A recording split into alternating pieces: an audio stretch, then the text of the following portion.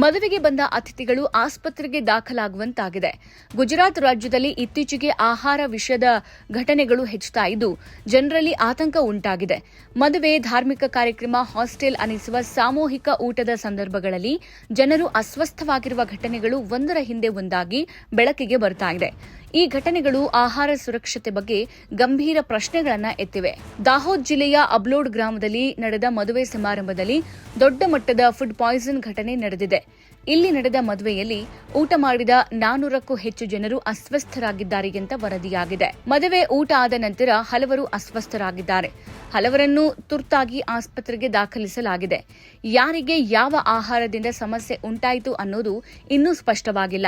ಯಾವ ವಿಶೇಷ ಪದಾರ್ಥದಿಂದ ವಿಷಬಾಧೆ ಉಂಟಾಯಿತೆಂಬುದನ್ನು ಅಧಿಕೃತವಾಗಿ ದೃಢಪಡಿಸಲಾಗಿಲ್ಲ. ಪೂರ್ವ ಗುಜರಾತ್ನ ಬುಡಕಟ್ಟು ಜನಸಂಖ್ಯೆ ಹೆಚ್ಚಿರುವ ದಾಹೋದ್ ಜಿಲ್ಲೆಯಲ್ಲಿ ಇಂತಹ ಆಹಾರ ಸುರಕ್ಷತಾ ಸಮಸ್ಯೆಗಳು ಹಿಂದೆ ಕೂಡ ಕಂಡುಬಂದಿದೆ. ಈ ಬಾರಿ ಘಟನೆ ದೊಡ್ಡ ಮಟ್ಟದಲ್ಲಿ ನಡೆದು ಆರೋಗ್ಯ ಇಲಾಖೆಯನ್ನ ಎಚ್ಚರಗೊಳಿಸಿದೆ. ಇದರ ಜೊತೆಗೆ ಅಹಮದಾಬಾದ್ನ ಮೇಮ್ ನಗರದಲ್ಲಿರುವ ಬಾಲಕಿಯರ ಹಾಸ್ಟೆಲ್ನಲ್ಲೂ ಕೂಡ ಶಂಕಿತ ಆಹಾರ ವಿಷದ ಘಟನೆ ವರದಿಯಾಗಿದೆ. ಏಪ್ರಿಲ್ 5ರಂದು ನಡೆದ ಈ ಘಟನೆಯಲ್ಲಿ ಪಟೇಲ್ ಸಮುದಾಯ ನಡೆಸುತ್ತಿರುವ ಈ ಹಾಸ್ಟೆಲ್ನಲ್ಲಿ ವಾಸಿಸ್ತಾ ಇದ್ದ ಬಾಲಕಿಯರಲ್ಲಿ ಹಲವರಿಗೆ ತೀವ್ರ ಅತಿಸಾರ, ವಾಕರಿಕೆ ಮತ್ತು ವಾಂತಿ ಕಾಣಿಸಿಕೊಂಡಿತ್ತು. ಸುಮಾರು 1 ದಿನಕ್ಕೂ ಹೆಚ್ಚು ಕಾಲ ಸಮಸ್ಯೆ ಮುಂದುವರೆದ ನಂತರ 57 ವಿದ್ಯಾರ್ಥಿಗಳನ್ನು ಆಸ್ಪತ್ರೆಗೆ ದಾಖಲಿಸಲಾಯಿತು. ನಂತರದ 24 ಗಂಟೆಗಳಲ್ಲಿ ಆಸ್ಪತ್ರೆಯಲ್ಲಿ ದಾಖಲಾಗಿರುವ ವಿದ್ಯಾರ್ಥಿಗಳ ಸಂಖ್ಯೆ 38ಕ್ಕೆ ಏರಿತು. ಹಲವರನ್ನು ಸ್ಟರ್ಲಿಂಗ್ ಆಸ್ಪತ್ರೆಗೆ ದಾಖಲಿಸಿ ಚಿಕಿತ್ಸೆ ನೀಡಲಾಯಿತು. ಈ ಘಟನೆ ಕೂಡ ಆಹಾರ ಗುಣಮಟ್ಟ ಮತ್ತು ಸ್ವಚ್ಛತೆ ಬಗ್ಗೆ ಪ್ರಶ್ನೆಗಳನ್ನು ಎಬ್ಬಿಸಿದೆ. ಇದೇ ತಿಂಗಳು ಗುಜರಾತ್ನ ಇನ್ನೊಂದು ಭಾಗದಲ್ಲೂ ಇದೇ ರೀತಿಯ ಘಟನೆ ನಡೆದಿದೆ. ಅಹಮದಾಬಾದ್ ಜಿಲ್ಲೆಯ ಡೆಟ್ರೋಜ್ ತಾಲೂಕಿನ ರಾಜಪುರ ಗ್ರಾಮದಲ್ಲಿ ಏಪ್ರಿಲ್ 9ರಂದು ನಡೆದ ಧಾರ್ಮಿಕ ಕಾರ್ಯಕ್ರಮದಲ್ಲಿ ಜನಪ್ರಿಯ ಗುಜರಾತಿ ತಿಂಡಿ ಸೇವ್ ಖಾಮಾನಿ ತಿಂದ ನಂತರ ಸುಮಾರು 100 ಜನರು ಅಸ್ವಸ್ಥರಾದರು. ಇವರಲ್ಲಿ 38 ಜನರನ್ನ ಆಸ್ಪತ್ರೆಯಲ್ಲಿ ದಾಖಲಿಸಿ ಚಿಕಿತ್ಸೆ ನೀಡಲಾಗುತ್ತಿದೆ.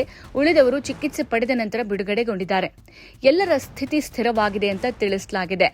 ಈ ಘಟನೆ ನಂತರ ಅದೇ ತಿಂಡಿ ತಿಂದ ಇನ್ನೂ 214 ಗ್ರಾಮಸ್ಥರಿಗೆ ಮುನ್ನೆಚ್ಚರಿಕಾ ಕ್ರಮವಾಗಿ ತಡೆಗಟ್ಟುವ ಔಷಧಿ ಮತ್ತು ಚಿಕಿತ್ಸೆಯನ್ನ ನೀಡಲಾಗಿದೆ. ಈ 3 ಘಟನೆಗಳ ಹಿನ್ನೆಲೆಯಲ್ಲಿ ಆರೋಗ್ಯ ಇಲಾಖೆಯವರು ಮತ್ತು ಸ್ಥಳೀಯ ಆಡಳಿತ ಹಲವು ಕ್ರಮಗಳನ್ನು ಕೈಗೊಂಡಿದ್ದಾರೆ. ಪೀಡಿತ ಪ್ರದೇಶಗಳಲ್ಲಿ ಆರೋಗ್ಯ ತಂಡಗಳನ್ನು ಕಳುಹಿಸಿ ಅಸ್ವಸ್ಥರ ಸ್ಥಿತಿ ಪರಿಶೀಲನೆ, ಚಿಕಿತ್ಸೆ ಮತ್ತು ಜಾಗೃತಿ ಕಾರ್ಯಗಳನ್ನು ನಡೆಸ್ತಾ ಇದ್ದಾರೆ. ಮದುವೆ, ಹಾಸ್ಟೆಲ್ ಮತ್ತು ಧಾರ್ಮಿಕ ಕಾರ್ಯಕ್ರಮಗಳಲ್ಲಿ ನೀಡಲಾದ ಆಹಾರದ ಮಾದರಿಗಳನ್ನು ಸಂಗ್ರಹಿಸಿ ಪ್ರಯೋಗಾಲಯಗಳಿಗೆ ಪರೀಕ್ಷೆಗೆ ಕಳುಹಿಸಲಾಗಿದೆ.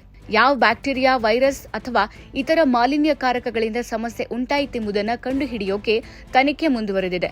ಆದರೆ ಈಗಾಗಲೇ ಯಾವುದೇ ನಿರ್ದಿಷ್ಟ ಮಾಲಿನ್ಯಕಾರಕವನ್ನು ಅಧಿಕೃತವಾಗಿ ಗುರುತಿಸಲಾಗಿಲ್ಲ.